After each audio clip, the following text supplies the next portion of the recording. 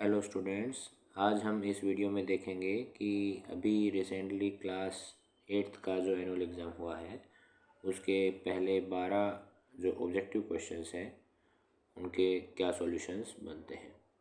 तो हमारे पास first question है the multiplicative inverse of 2/3 and 9/4 is. ये हमारे पास चार ऑप्शन है। तो हमारे पास जो है टू 2/3 और 9/4 दिया हुआ है। तो पहले तो इसको हम शॉर्ट करेंगे, काट के छोटा करेंगे, जो भी कट सकता है इस तरीके से। 2 2 × 4 एंड 3 3 × 9। यहाँ से हमारे पास आया 3/2 इसका कटने के बाद सॉल्यूशन। लेकिन हमारे पास पूछा गया है मल्टीप्लिकेटिव इन्वर्स क्या होगा इसका। तो इसका मल्टीप्लिकेटिव इन्वर्स जब करेंगे तो इसको हमें रेसिप्रोकल करना होता है, मीन 2/3। ये हमारे पास फाइनल आंसर होगा। तो इसका आंसर आएगा सी। नेक्स्ट क्वेश्चन है in which of the following quadrilaterals the diagonals are equal. ये हमारे पास चार क्वाड्रिलेटरल दिए हैं, इनमें से किसके डायगोनल्स इक्वल होते हैं। ये हमारे पास जो शेप है ये रोम्बस की शेप है। रोम्बस में डायगोनल इक्वल नहीं होते हैं, एक डायगोनल बड़ा होता है, एक डायगोनल छोटा होता है, रोम्बस और पैरेललोग्राम दोनों में। इसी तरीके से यहाँ पे ये एक शेप जो है ये काइट की है, इसमें भी आप देख सकते हैं एक डायगोनल छोटा है एक बड़ा है। और ये हमारे पास एक ट्रेपेजियम शेप है जिसमें ये जो डायगोनल है इसके भी डायगोनल बराबर हों ये ज़रूरी नहीं है, हर स्थिति में बराबर नहीं होते। लेकिन यहाँ ये जो शेप है ये है रेक्टेंगल की शेप, और रेक्टेंगल में जो हमारे पास प्रॉपर्टी है कि रेक्टेंगल और स्क्वायर इन दोनों के डायगोनल बराबर होते हैं। तो यहाँ पे ऑप्शन आएगा कि रेक्टेंगल के डायगोनल बराबर होंगे। इसके बाद हमारे पास अगला क्वेश्चन है which of the following equation has zero as its solution. तो इसमें जीरो सॉल्यूशन कब होता है, कोई भी हमने इन इक्वेशन का सॉल्यूशन चेक करना है तो हम ये जो ज़ीरो है इसमें दिए गए इक्वेशंस में दिए गए वेरिएबल की जगह हम ये वैल्यू रखेंगे। अगर उसमें ये सेटिस्फाई कर देता है कंडीशंस को, दोनों तरफ इक्वल रह जाता है, तो हम कहेंगे कि ये इसका एक सॉल्यूशन है। मीन यहाँ पे हमारे पास है जैसे कि पहला ऑप्शन है पहले ऑप्शन में है 4y - 18 इज़ इक्वल टू 18। हमने y की जगह अगर ज़ीरो रख दें तो यहाँ पे 4 × 0 - 18 = 18। तो ये तो ज़ीरो हो जाएगा, लेकिन आंसर आया जो कि 18 नॉट इक्वल टू 18, तो ये बराबर नहीं हुआ। तो ये इसका सॉल्यूशन नहीं हो सकता। ठीक है, ज़ीरो इस इक्वेशन का सॉल्यूशन नहीं है। इसी तरीके से अब हम सेकंड इस इक्वेशन में बी पार्ट में रखें। मीन मैं यहाँ पे लेता हूँ 3y - 2 is equal to 5y - 2। अब y की जगह हम फिर से ज़ीरो रखते हैं। Mean 3 × 0 - 2 is equal to 5 × 0 - 2। हम देखेंगे कि ये वाला पोर्शन ज़ीरो हो जाएगा और ये वाला पोर्शन भी ज़ीरो हो जाएगा। इधर बचा 2 और इधर भी 2। मीन दोनों पोर्शन इक्वल हैं। इसका मतलब ज़ीरो जो है इस इक्वेशन का एक सॉल्यूशन बनेगा। ठीक है, इसके साथ साथ अभी नेक्स्ट लेते हैं क्वेश्चन नंबर हमारे पास है इसका fourth part. The cube of the decimal number 2.5 is. इस 2.5 का क्यूब कितना होगा। यहाँ पे इसको तो हम सिंपल सीधा सीधा करके भी देख सकते हैं।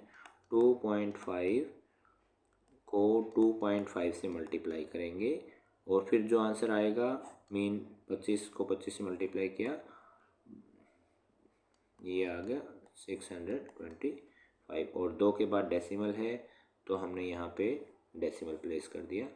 अब हमारे पास एक और 2.5 बचा है। उस एक और 2.5 को हम यहाँ पे ले लेते हैं मल्टीप्लाई करने के लिए। तो 2.5 से फिर से मल्टीप्लाई करें तो हमारे पास यहाँ आप देख रहे हो कि 6.25 अब यहाँ पे इसमें से ये जो 7.5 है ये तो किसी भी तरीके से आंसर हो नहीं सकता, क्योंकि यहाँ पे एक ही डेसिमल है जबकि 2 डेसिमल यहाँ पे आ चुके हैं। अब हमारे पास ये तीनों नंबर जो हैं ये इक्वल से लग रहे हैं, लेकिन डेसिमल की वजह से ये इक्वल नहीं है। मीन हम यहाँ पे इसका जब मल्टीप्लाई करते हैं तो हमारे पास जो नंबर आएगा वो आएगा 5 2 6 5 1। अब इनमें डेसिमल को प्लेस करना है हमने, कहाँ पे डेसिमल प्लेस होगा, और इन तीनों ऑप्शंस में केवल डेसिमल का ही फ़र्क है, आप देख रहे हैं। तो यहाँ पे हम देखेंगे 2 डेसिमल या 2 डिजिट के बाद डेसिमल इधर है और एक ये, तो कुल मिला के 3 डिजिट के बाद यहाँ पे डेसिमल प्लेस होगा। ये वाली सिचुएशन कहाँ पे है, इस वाले पोर्शन में, तो ये इसका आंसर डी होगा। इसी के साथ अगला क्वेश्चन लेते हैं। यहाँ पे हम देखते हैं क्वेश्चन नेक्स्ट है, the product of -3p² cube by 4 mean -3p² cube by 4।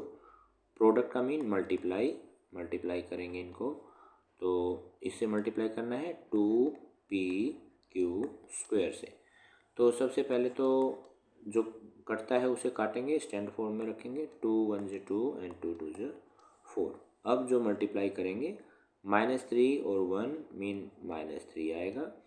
p² यहाँ पे है और p यहाँ पे है, तो आ गया p की पावर 3 मीन p³। q की पावर 1 ये है और q की पावर 2 ये है, तो मल्टीप्लाई होता है तो पावर ऐड हो जाती हैं, ये भी हो गया 3।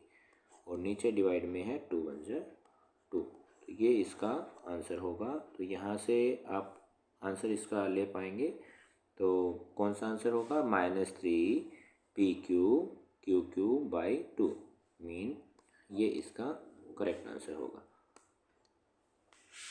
इसके साथ नेक्स्ट क्वेश्चन लेते हैं।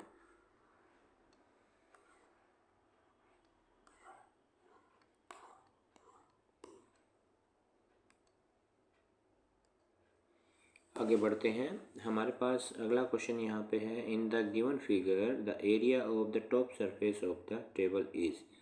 हम यहाँ पे देख रहे हैं कि जो टेबल है उसका टॉप सरफेस एक ट्रेपेजियम शेप को दिखा रहा है। ये साइड 4.4 मीटर और ऊपर 4.4 मीटर पैरेलल साइड्स हैं, और 2.5 जो है वो इसमें परपेंडिकुलर डिस्टेंस मीन हाइट है। तो हम यहाँ पे देखेंगे कि एरिया ऑफ ट्रेपेजियम का फार्मूला क्या है हमारे पास। एरिया ऑफ ट्रेपेजियम का फार्मूला बनता है 1/2 मल्टीप्लाई a + b × h। ये हमारी किताब में दिया है, तो इसी के अकॉर्डिंग वो a और b क्या है, पैरेलल साइड्स हैं। 1/2 sum of parallel side 4 and 4.4 that is 8.4 into height है 2.5। इसको हम सिंप्लीफाई करेंगे तो ये हमारे पास आएगा 2 4 जा 8 एंड 2 2 जा 4। और इसको जब हम मल्टीप्लाई करेंगे तो हमारे पास आएगा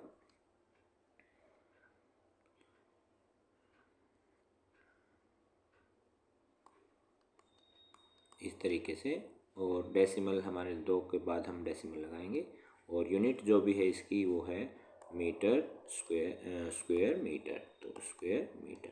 तो ये वाला ऑप्शन कहाँ पे मिल रहा है हमें, ये वाला ऑप्शन मिल रहा है हमें सी पॉइंट के पास, सी ऑप्शन में। तो ये हमारा इसका आंसर हो जाएगा। इसके बाद हम नेक्स्ट क्वेश्चन लेके आ रहे हैं, if x and y are the inverse proportion. x और y जो हैं दो, ये टेबल में दो वैल्यूज़ दी हैं, ये इन्वर्स प्रोपोर्शन में अगर हैं तो एक ही वैल्यू आपने बतानी है। इन्वर्स प्रोपोर्शन में क्या होता है कि सबसे पहले हम इनको लिख लेते हैं। यहाँ जो दिया है इन्वर्स प्रोपोर्शन में हमारे पास, इसको हम इससे मल्टीप्लाई करते हैं, मीन 15 को हम 12 से मल्टीप्लाई करेंगे और a को हम 9 से करेंगे और इक्वल में रखेंगे, मीन 9a = 15 × 12। इसको जब हम सॉल्व करते हैं तो हमारे पास आया 15 × 12, और जो 9 इधर मल्टीप्लाई है यहाँ हम डिवाइड में लेते हैं, मीन 3 3 × 9 3 4 × 12 एंड 3 5 × 15। यहाँ से हमें ए की वैल्यू मिली 5 4 जा 20। तो ये हमारे पास ऑप्शन आता है ए में। ठीक है, इसके बाद नेक्स्ट क्वेश्चन है हमारे पास x square minus 16x plus 64। Mean हमारे पास पोलिनोमियल दी है x square minus 16x plus 64। इसको हमने सॉल्व करना है। इसको सॉल्व करने के लिए हम फैक्टराइजेशन मिडिल टर्म स्प्लिट का यूज़ करेंगे। यहाँ हम देखते हैं कि यहाँ पे a और इसको मल्टीप्लाई करें तो हमें मिलता है 64। 64 के हमने दो पेयर बनाए तो हमें मिला 8 इंटू 8। जब हम इनको प्लस करते हैं तो 16 बनता है। तो हम यहाँ पे लेते हैं x square minus 8 plus 8 x plus 64। इसको जब हम सिंप्लीफाई करते हैं, सॉल्व करते हैं, तो एक्स स्क्वेयर माइनस का 8x माइनस 8x प्लस 64। इसको हम सिंप्लीफाई दो दो का पेयर बनाते हैं और सॉल्व करेंगे तो x माइनस 8 और माइनस 8 देन x माइनस 8। जब हम इसको सॉल्व करते हैं तो हमें मिलेगा x minus 8 and x minus 8। इस तरीके से ये वाला ऑप्शन हमें मिलता है ऑप्शन बी में। ये वाला ऑप्शन इसका करेक्ट आंसर होगा। नेक्स्ट क्वेश्चन लेते हैं। हमारे पास क्वेश्चन है अब 9th पार्ट जो है इसका, उसमें दिया हुआ है क्या कि x/2 प्लस x/3। इसको हमने सोल्व करना है। Mean x/2 plus x/3 is equal to 10। Solve करने के लिए इनका एलसीएम लेंगे। इनका एलसीएम हमारा 3 2 6 हमें मिला। 3 को x से multiply mean 3x plus 2x is equal to 10। Cross multiply करते हैं तो 3 and 2 ये तो हो गया 5x और इसको हमने किया तो ये हो गया 60। Mean x is equal to 60/5 और इसको हम कैंसिल आउट करते हैं तो ये हमें मिला 12। तो ये हमारा आंसर कहाँ मिलता है? डी ऑप्शन में। तो इस तरीके से। और नेक्स्ट हमारे पास है which of the following pair have like terms. Like terms में हम क्या करते हैं, वेरिएबल्स को केवल देखते हैं। सामने जो कोफिशिएंट न्यूमेरिकल कोफिशिएंट होता है उसका कोई फ़र्क नहीं पड़ता, वेरिएबल सेम होने चाहिए। तो हम यहाँ देखते हैं, यहाँ पे है p की पावर 1 q और r की पावर 2। यहाँ पे आप देखोगे कि p की पावर 1 है लेकिन q की पावर 2 है। मीन ये सेम नहीं है, लाइक टर्म्स नहीं है। यहाँ हमने देखा p q एंड r की power 2, p q and r की पावर 2 दोनों चीज़ें मैच हो रही हैं। मीन ये दोनों लाइक टर्म्स हैं। इस तरीके से हम इसमें कर पाएंगे। नेक्स्ट हम लेते हैं, हमारे पास क्वेश्चन है, यहाँ पे है which of the following temperature is not possible. इनमें से कौन सा टेम्परेचर के लिए ग्राफ पॉसिबल नहीं है। इनको सिंपल भाषा में ले लेते हैं कि जैसे टाइम बढ़ने के साथ टेम्परेचर बढ़ता है, ये पॉसिबल है। टाइम बढ़ने के साथ टेम्परेचर कम होता है, ये भी पॉसिबिलिटी है। लेकिन यहाँ टाइम बढ़ने के साथ टेम्परेचर सेम रहे, ये भी पॉसिबल है। लेकिन टाइम बढ़े और यहाँ पे आप देख रहे हैं टेम्परेचर एक अलग स्थिति दिखाता है, ये वाली जो स्थिति है ये पॉसिबल नहीं है। तो इसका ऑप्शन ये हुआ। यहाँ पे इस चीज़ पे हमने फोकस करना था, नॉट पॉसिबल कौन सा ऑप्शन आएगा। ठीक है, नेक्स्ट क्वेश्चन लेते हैं। The surface area of cube with side is 5 centimetre is. तो सरफेस एरिया ऑफ क्यूब हम देखते हैं क्या होगा। सरफेस एरिया ऑफ क्यूब है